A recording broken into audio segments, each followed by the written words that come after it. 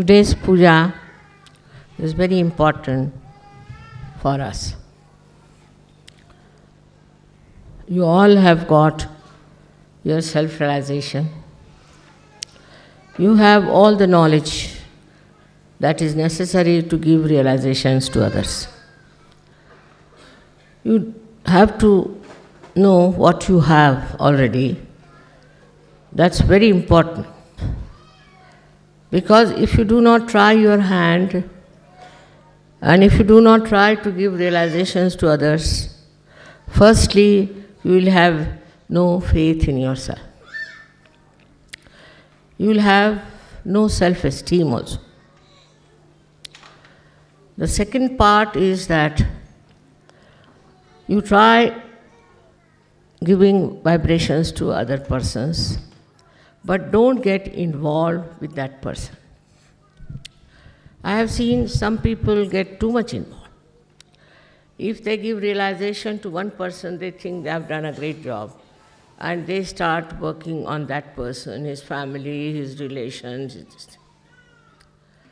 So far as you must have learned, that one may be related, one may be closer to one person, but not necessarily he will have that much of chance of self-realization.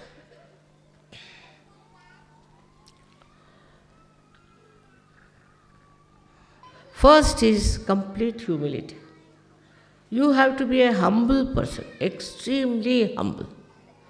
Now you check on that. When you talk to others, are you humble? When you think of others, are you humble? When you look after your wife and children, are you humble? That's a very important thing for every person who thinks he is a guru.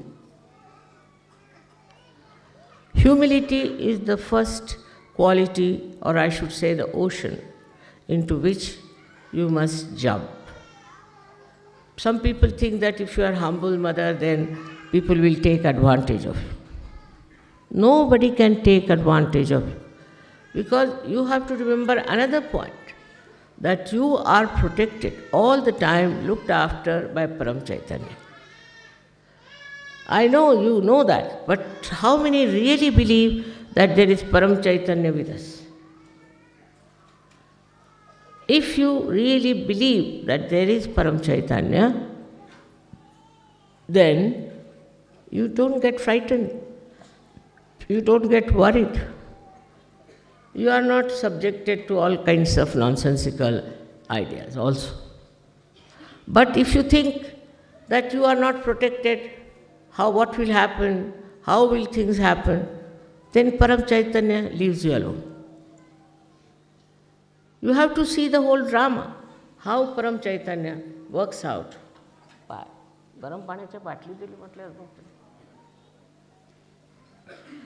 How it works out, how you are behaving.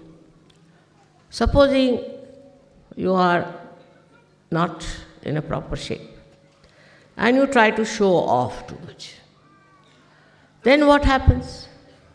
Then you get the reward for it. Not that I do anything, but it's the Paramachaitanya, which will teach you a lesson that you will remember, that you should have been little different from what you have been.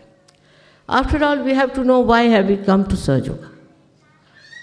Begin at the root of it. We have come to Sahajyog because we wanted to know the absolute truth.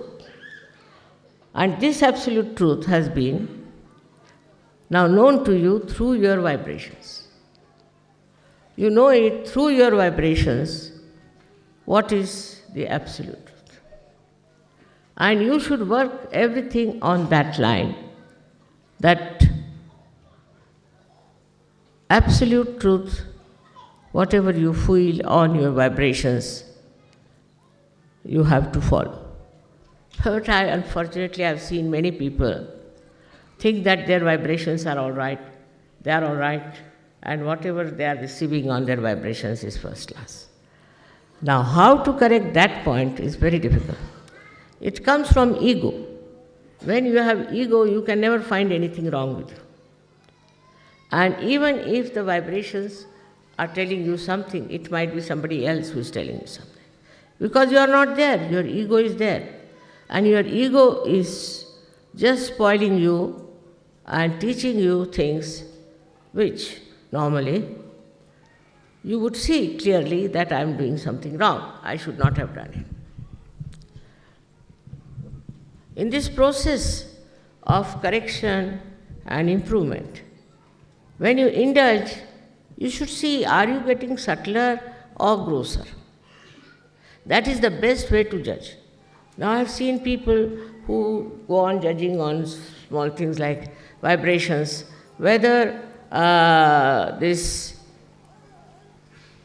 vibration are all right or not in this tree, or on these flowers, or on this land. All kinds of material things they want to see the vibrations. But for what are you seeing the vibration? You are seeing vibration because some sort of a material gain. You think that if you check the vibrations and the vibrations are all right, then we are quite safe.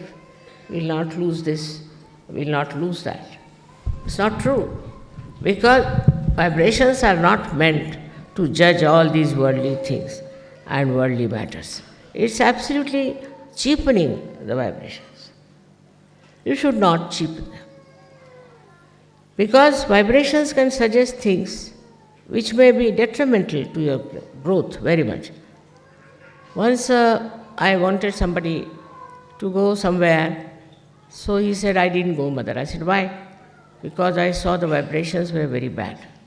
I said, that's why I asked you to go. If the vibrations were good, what was your use going there? That's the reason I asked you to go there, so that you could help. But before that, you judged yourself, judged your vibrations, and then you didn't want to go. So what happens? We want to have an easy, cozy life. And all our problems must be solved by Sahajyoga, otherwise we think Sahajyoga is of no use. Whatever is our desire must be fulfilled. So now the desires are mostly personal. My child is not well, so the child should be all right. My husband is misbehaving, the husband should be all right. Or I have no house, so I must get a house. See how we are moving our mind. It's still on a very consumer society, as they call it. We are all the time thinking now, I should have a son now instead of a girl, and you get a son, then you blame Sahajyoga for that. Anything that according to your desire doesn't work out, then you think it's Sahajyoga which has done the harm, and you are suffering because of Sahajyoga. Or this faith in Sahajyoga gets little moving, or we can say in a way, it's not that deep. But if you are deeply embedded in Sahajyoga, then what happens? What may come, I will be a Sahajyogi. Supposing somebody dies. Normally in Sahajyoga, it's difficult for people to die also, I must tell you. Even if they want to die, they can't die. It's the Paramachaitanya which decides for you. But supposing you take up a position like that, still you must know that that wish may not be fulfilled. If that is not fulfilled, then you feel disturbed and you think, what's wrong?